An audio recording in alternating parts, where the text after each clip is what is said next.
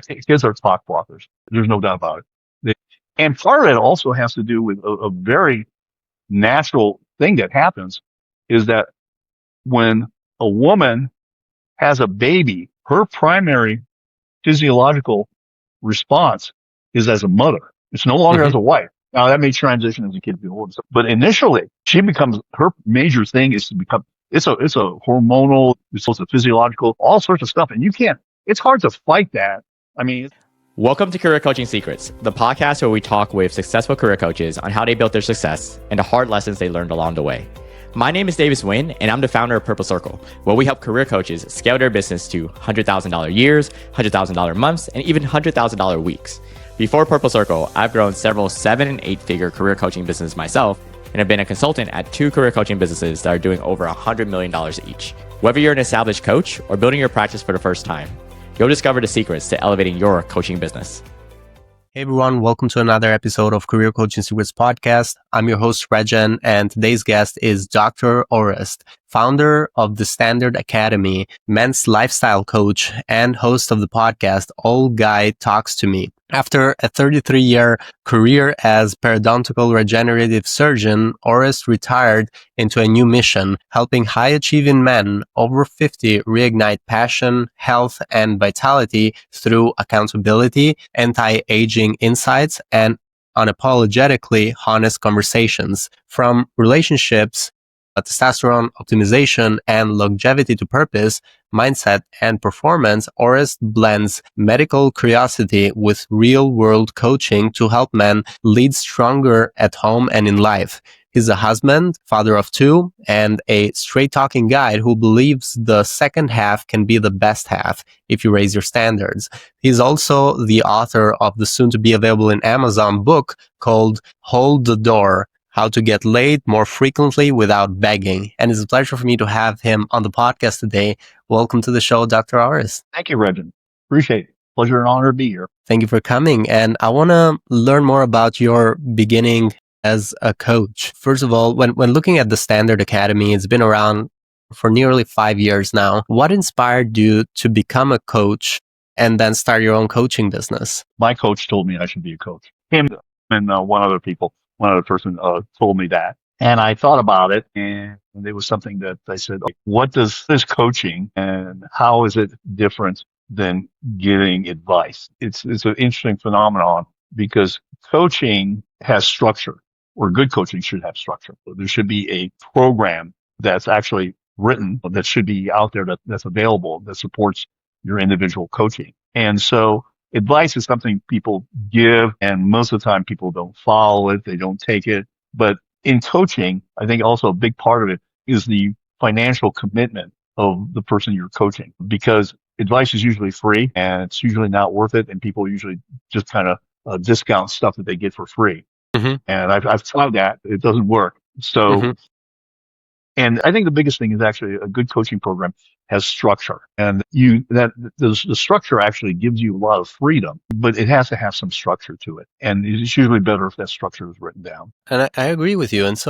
And to your point, you mentioned that they have a financial commitment to it, which makes them even more committed to the actual program and to the coaching. To add to that, actually, the higher the price, what we've seen from our research, the higher the price, the higher the commitment is. The lower the price, Absolutely. the lower the commitment. Well, advice is free, so there's no commitment there at all, which means the advice, it doesn't have any value at all. And that's why it's not followed usually. So when thinking about your target audience, like I mentioned, we have these 2 audiences on podcast, we might be reaching out to them. We mentioned on the intro that we're reaching out to men over 50, but is there, can we dive a little bit deeper into the actual ideal client profile? Is there a certain industry? Do they have some common goals or other commonalities that you see, or it just matters that they're over 50? One is their age, and that's really the thing. I coach men who are financially successful, that often they've paid a price in their relationship. They're often in a little or no sex marriage. Maybe their kids hate them. They become an ATM, a cash machine to their family. They may be physically unfit, and the life that they're leading is not in alignment with their financial success. Typically my typical client is going to be making a minimum of 250 to 300 a year, $300,000 a year. Okay. Mm-hmm. So that's kind of a start there. So they're going to be financially successful, can do things, whatever, but they're not living the life that they had imagined to be living at that point. Somewhere Mm-hmm. things got off track. And it's usually the biggest one is usually relationships. And then the other one is fitness. And they're all interrelated. Relationships, fitness, your finances, and your faith they're all. So I don't really do a lot of what I call coaching on finances or business development, things like that. And sometimes we dabble a little bit into it, especially if there's some things that they want to stay on. Mm-hmm. But the biggest part of what I do is hold people accountable to what they say they're going to do. So that's the nature of the coaching, is that I don't decide what's important to you. That would be an error. You decide. And this is kind of an interesting thing about what, when you ask people, what do you want? Most people cannot answer that question with specificity. Mm-hmm. They'll give you some bullshit answer like, oh, I want to be happy, or I want to find the love of my life, or blah. But they can't give you something that's quantifiable. And so in my coaching, what someone wants has to be quantifiable. We have to be able to go after it and say, okay, either we hit the target or we didn't, or we hit it, maybe we hit 3/4 of the way, but it has to be quantifiable. Mm-hmm. So that's the whole thing. And sometimes it takes a while to get to that point. But it's usually not the first time that question is asked that someone can answer it, or maybe it's a long process to get to that what. And Mm-hmm. I know everybody talks about, and I get into this on social media with his fans, Simon Sinek, and he says starts with why, and I say no, bullshit. Because the question is what, okay?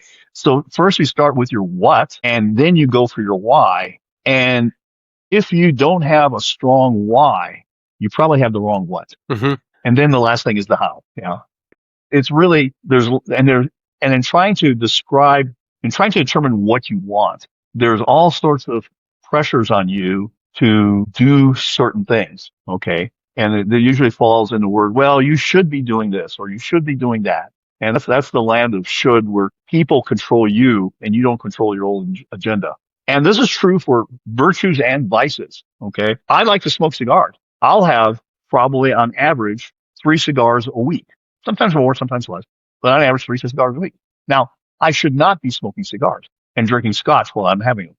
That's by everyone's quote unquote health measure, but I don't give a shit. I like it. I enjoy smoking a cigar. I'm going to go have a cigar with a really good friend of mine who's coming into town this evening. Yeah, we're going to go have a cigar. We're going to have dinner and go have a cigar. But I like having cigars, and I don't want to stop. But the should, people go, oh, you shouldn't be smoking that. Like, fuck you. Don't be telling me what I should be doing. I'm in my 70s and I'm a grown ass man, and I don't need somebody telling me what I should be doing. And my wife doesn't. That's for sure. She doesn't even try to do that. Sometimes she's actually told me, like, we've had these where I've been in high estrogen environments. One, you guys don't celebrate Thanksgiving, but that's a big holiday here in the United States. And I had in a big ass Yukon, which is a big ass USP. We went from Phoenix to Las Vegas for Thanksgiving. And I had my wife, my 2 daughters, our nanny, friend, and a female dog, all in the car Mm-hmm. for 6 hours. Like, when we got to the hotel, my wife goes, go and smoke a cigar. Interesting. Yeah. I do like the message behind this. Is like, you control what you want to do, then no one can actually push the agenda for you. You control your own agenda. That makes a lot of sense. Yeah. And we spend a lot of time on what, because that's the foundational thing. So we need to get that right, because if we don't get that right, everything else that follows is wrong. So the what's the first thing, and then you figure out why what, just like you said. There's actually one thing that comes right before the what. It's the actual where are you now? Mm-hmm. Okay. So let me give you an example. A lot of the men that I deal with are in unsatisfactory situations in terms of their intimacy with their wife. And my question to them is, okay, how much sex are you having now? Okay. Is it twice a year? Is it 0? I've had 0 for several years. Is it once a month, or is it once a week? And so based on that, then we say, okay, That's where you are now. What do you want? And typically in coaching, the coaching program lasts 12 weeks, and then some people sign up again. But we have measurable results. And the action plan is very different if you are having sex once a year versus once a week. Yeah. It's a whole different ballgame. It's a whole different ballgame. And so you have to moderate the action, but a lot of it has to do with what's happened in that relationship over time. And sometimes it's easier. Sometimes it's relatively easy to unravel. Sometimes it's harder, and sometimes it's not possible. Now, I'm not going to go and tell someone that needs to get a divorce, but there are times that actually that's the answer. I know that I talked with one man, and he was his was physically abusive with him, Mm-hmm. and there's no real discussion at that point. Mm-hmm. And so there's a lot of work also in relationship. You mentioned fitness too, seeing where they are at, what are they after, so the what, then is the why strong enough? How is the engagement they have with you? Apart from that, is there a certain program of a certain length they go through? How would you describe the engagement? Yeah, it's usually 1 hour on a Zoom call once a week for 12 weeks. And usually in 12 weeks, that seems to be the amount of time that you can modify behavior in a pattern. Okay. Now, if you're having sex once a year, don't expect to get to sex 2 times a week in 12 weeks. It just ain't going to happen. Okay. Realistic. It's not going to happen. Yeah. I mean, and I talk about this in book, and I talk about this in coaching program. When you're 6, it's okay for your parents, your grandparents, your aunts and uncles, whatever, when you're 6 years old, to tell you that you can be anything you want. Okay. But when you're fucking 45, that's total bullshit. You can't be anything you want. Yeah. Love basketball. Not as much as I used to, but I used to really love basketball. But I'll never play in the NBA. I could practice every hour for 18 hours every day. It's just ain't good. Somebody says, oh, you can be anything you want. Bullshit. Mm-hmm. But there's lots of things you can be. Lots of good things that you can be. But let's not pretend that anybody can do anything. People go like, oh, I want to be a billionaire like Elon Musk.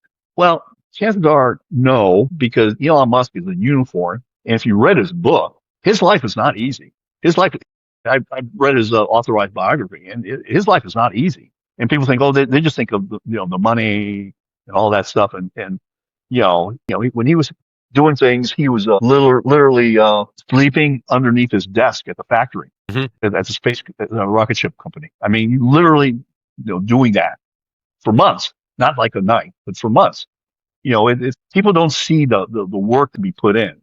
They only see the highlight reels of people's lives. Oh, it'd be nice to be, you drive a nice car and somebody goes, oh, you must be so lucky. Well, fuck you. No, I'm not lucky. I work.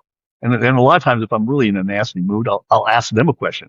And the question is, what have you done in the last 6 months to improve yourself as a human being? Most people can't give you an answer to that. Yeah. And so their lives are shows. And so, and that's big. It's that people go, well, I should. Well, no, you shouldn't. There's no reason why you should. There's no reason why somebody should give you something for free. And so people don't appreciate a lot of times the hard work that it takes to get results. And there's times of victory lap. And guess what? Most people that get results in the coaching, being coached, today's great is tomorrow's good. You just get used to it. You get used to whatever. And then, so it's not great anymore. It's just, it's good, but it's not great. And so you want more. At least as long as you're alive. And this is where a big part of things like testosterone plays a big part in older men's lives. So, I do a presentation on testosterone and semen, and the clickbait title of that presentation is "Penis is smaller today than they were generations ago." And what is the answer? Yeah. Obviously, you know what the answer is. Is that or is that like actual? No, it's a scientific fact. There's a something in the Journal of Physiology, which is the official journal for the American Academy of Physiology, which is a no bullshit journal. I mean, the articles in there are highly refereed, and they talk sorts of defects in male reproductive systems, and there's huge of them. And one of the things that they talk about is that penis size, along with lower testosterone, is associated with lower testosterone, and that has all sorts of implications because sperm today are not as good as sperm was 20, 30 years ago. Shorter penis, bad swimmer, longer distance to swim, difficulty in getting pregnant.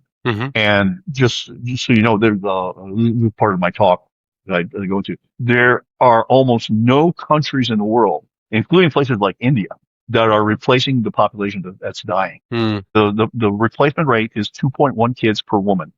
Even India is below that. They say that China, with 1.5 billion people, will be down to 750 million by 2100.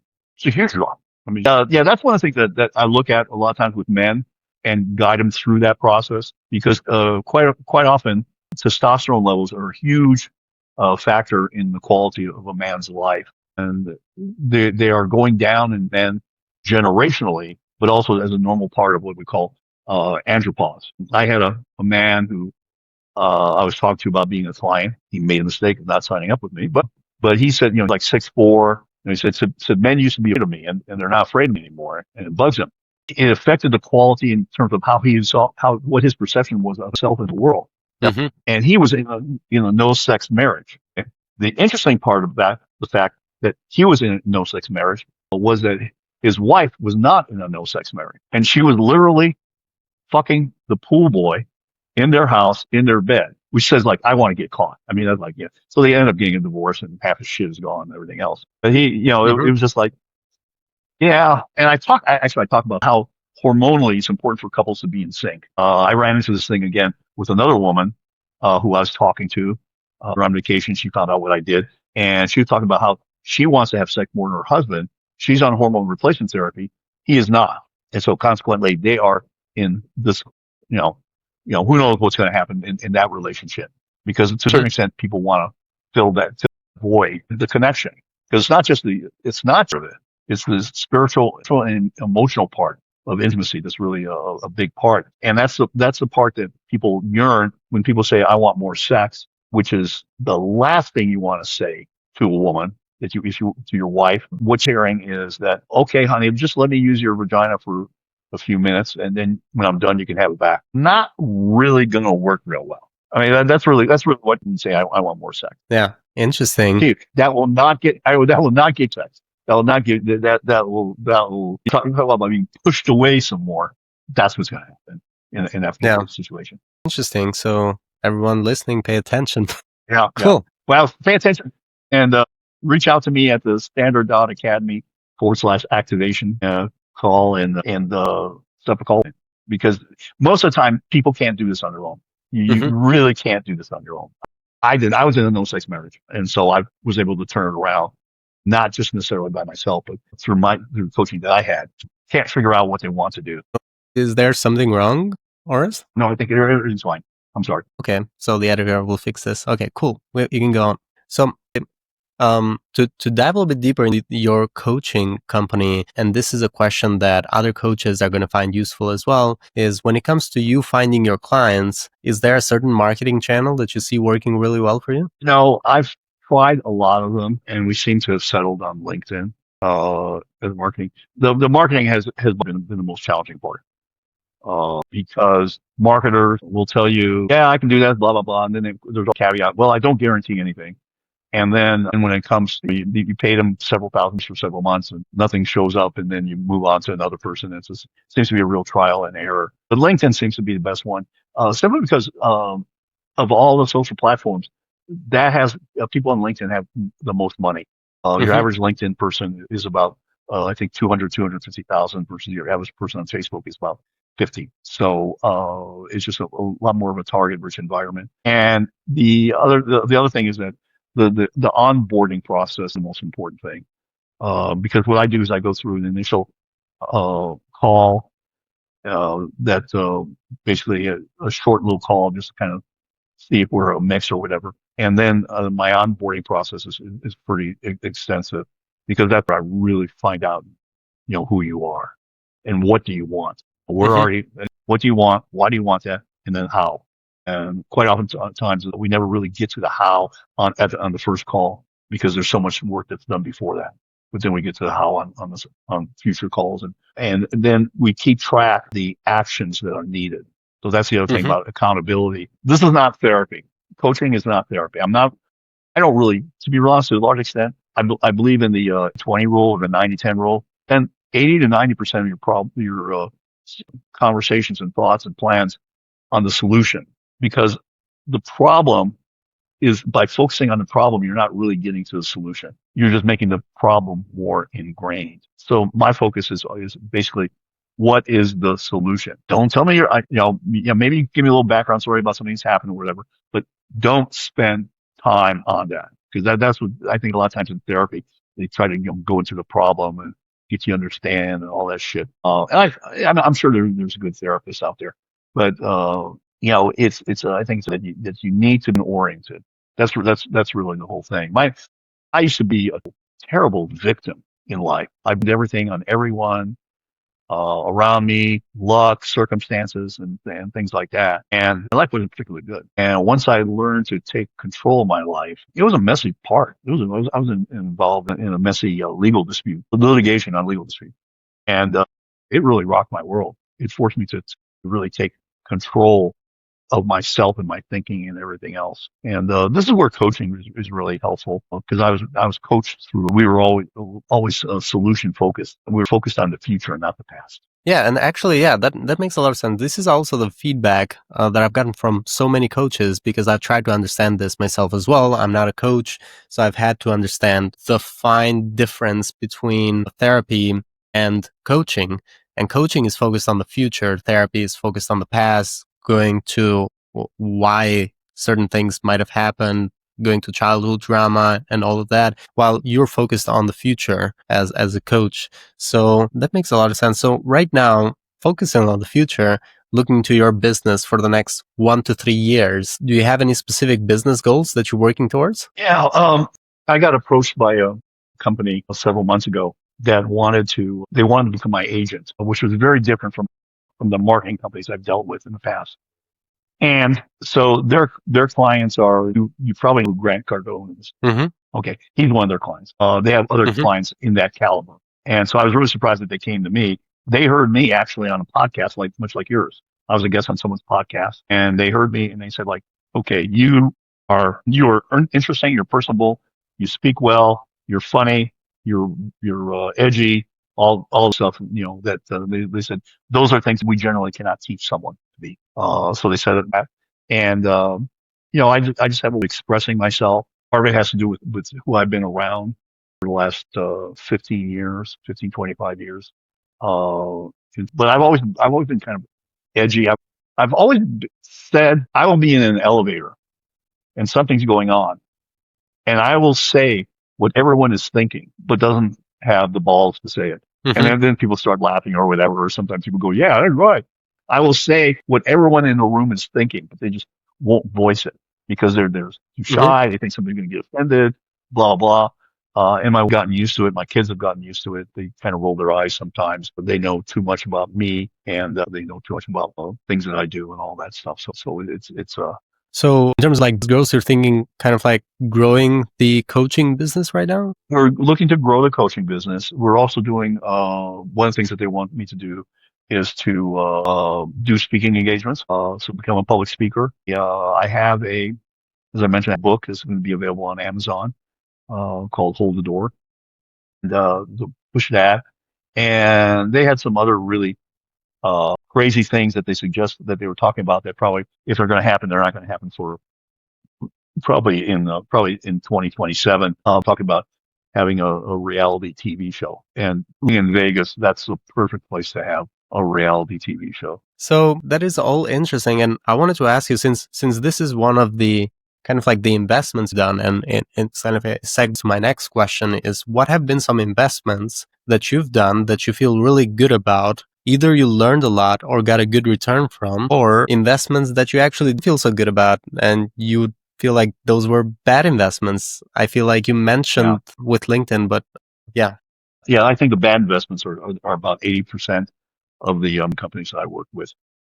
Just total no results, and it was very, very frustrating in that regard. The biggest investment is that actually not of investment. It is learning to speak into a camera, and there's certain things about learning to speak into a camera that are real important in terms of eye contact, and so all those things are very, very important. So, and to be able to what's in your mind in a way that's that you can explain things. There's a lot of times people have things in their mind, but they can't get them out. They're words, and then when they start to talk about it, it comes out all jumbled. I know that was the case for my presentation about penis size because it was actually very technical. So it took me a while to where I was very smooth in terms of presenting it.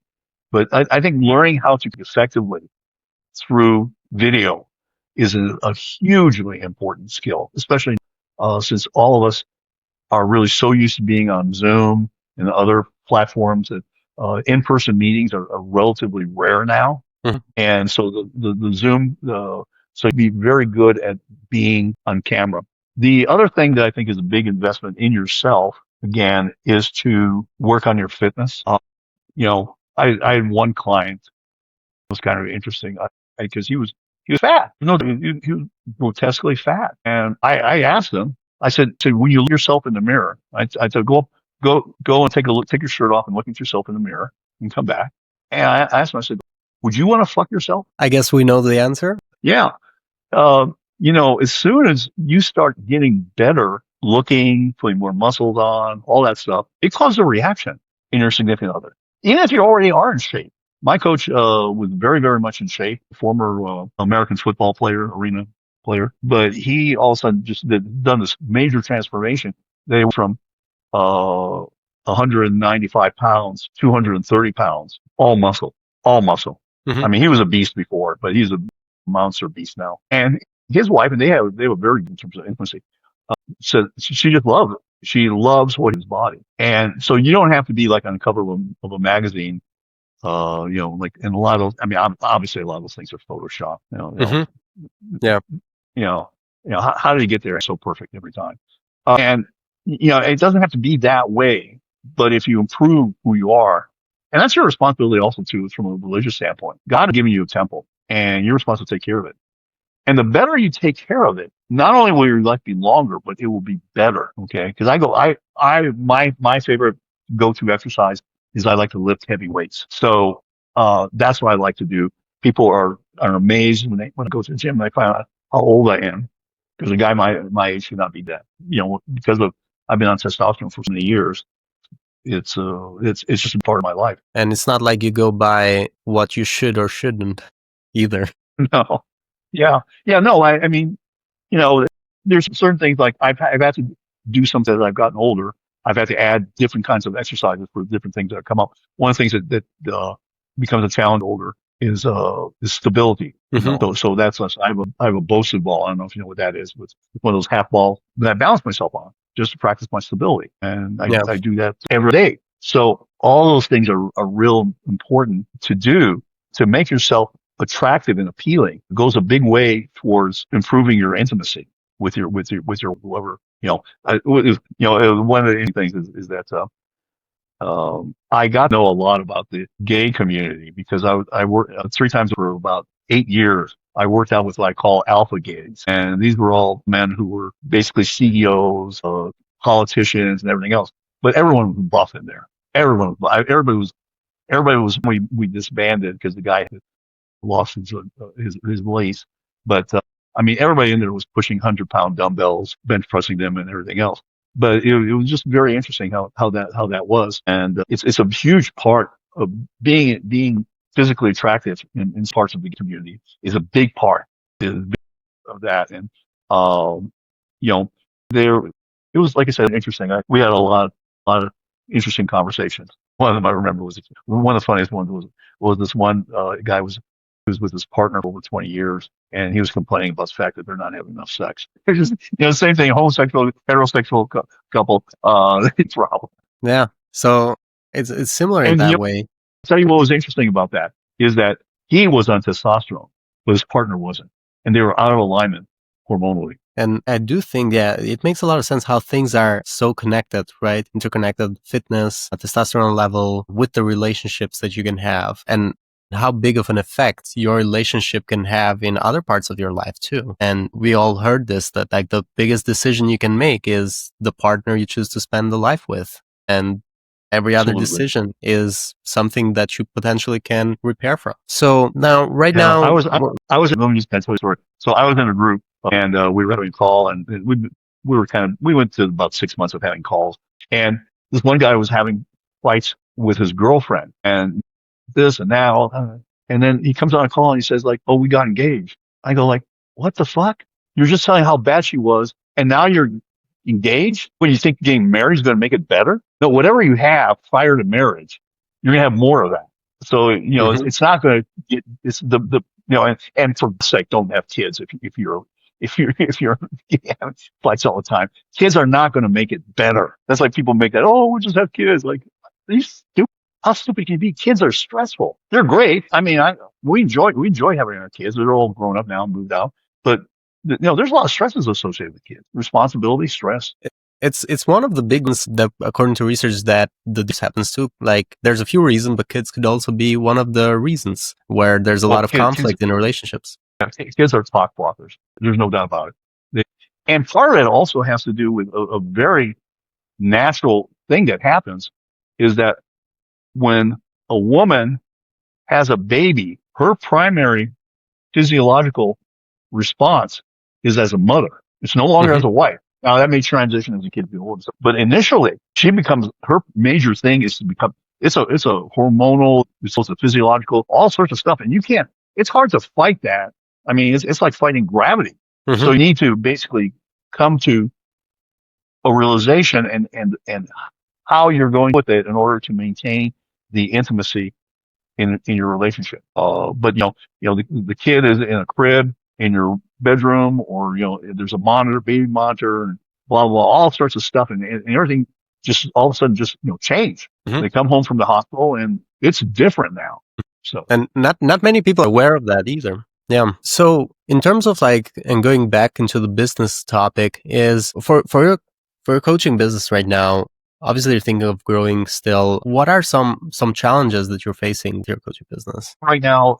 One of the things is to kind of what I want to go to, and I have to decide whether at some point whether I go to a group coaching model, a small group coaching model. I'm not sure where we're going to go with that. We're going to also have to see where some of the other things take off, because right now the biggest challenge is okay, and so there's only so many things you can do in a day, and this again gets back to the coaching. When I do the coaching, one of the things that I tell people is very simply, let's pick one or two things that are really important, that are really going to drive all the other things forward to a certain extent, and focus on that. Because generally people try to do too much and they end up getting nothing done. I always laugh at 20 things to make your relationship better. Like, shit, after number 6, I can't remember what number 1 was. There's no way you're going to do 20 things. There's no way you're going to do 10 things. It's very hard. So you do 1 or 2 things to work on.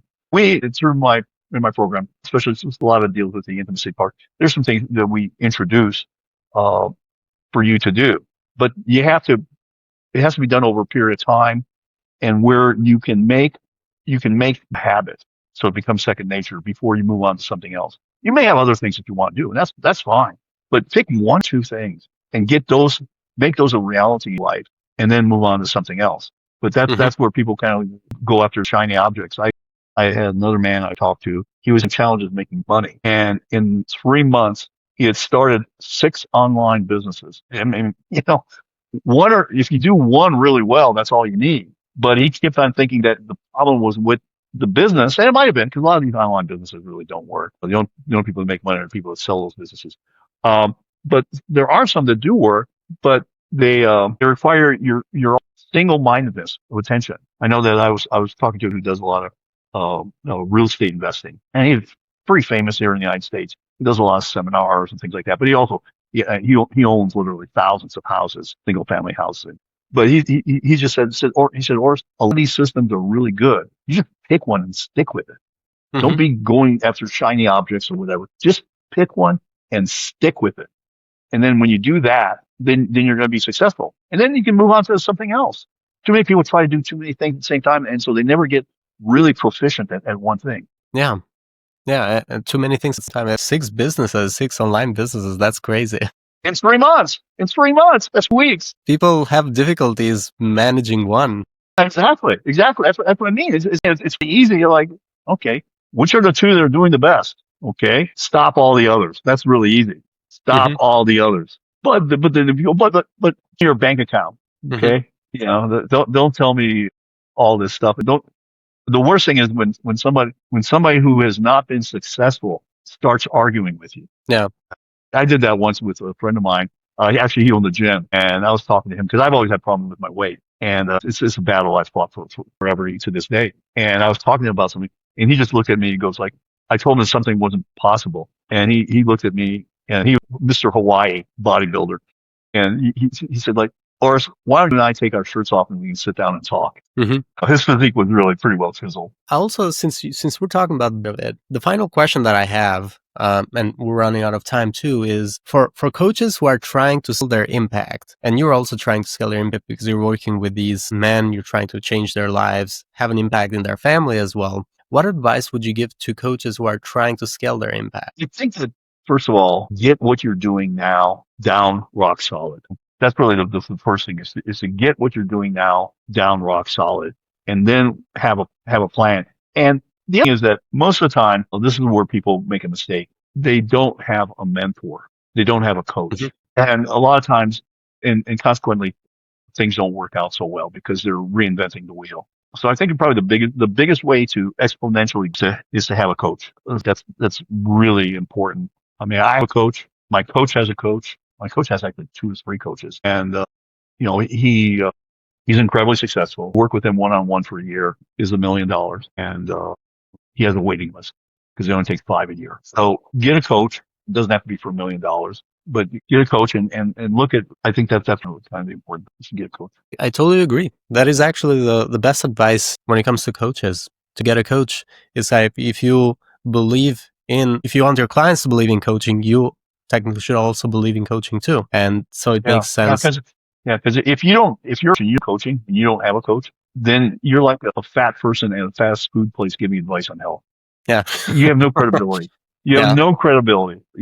So I think that's really big is to get a good coach, and you're gonna pay them. They don't work for free. Thank you. Thank you so much, Orest. And thank you so much for taking the time to come into our podcast. For anyone who wants to connect with you or find you, they will be able to find you on LinkedIn. They can look up Orest, and I'll get your help pronouncing the last name. Komarnyckyj. I'm the only Orest Komarnyckyj on LinkedIn. You can do that, or you can reach out to me via email at Orest, Orest, at oldguytalks.com, and also so you can look at my website, it's .academy, and there's a link there to get on an activation call. It's an interesting phenomenon. I have the opportunity, and I know we're running over a little bit, but I have the opportunity to have conversations with men that they would never have with anyone else, and we get into real honesty about what's going on. And that's the important thing, is that the first place is you start, where are you? Because that lays the foundation for what you want to do in the future. Thank you. Thank you so much, Orest. And thank you for coming. That's it for this episode of Career Coaching Secrets. If you enjoyed this conversation, you can subscribe on YouTube, Spotify, Apple Podcasts, or wherever you're listening to this episode to catch future episodes. This podcast was brought to you by Purposeful, where we help career coaches scale their business to $100,000 years, $100,000 months, or even $100,000 weeks, all without burning out and making sure that you're making the impact and having the life that you want. To learn more about our community and how we can help you, visit joinpurposecircle.com.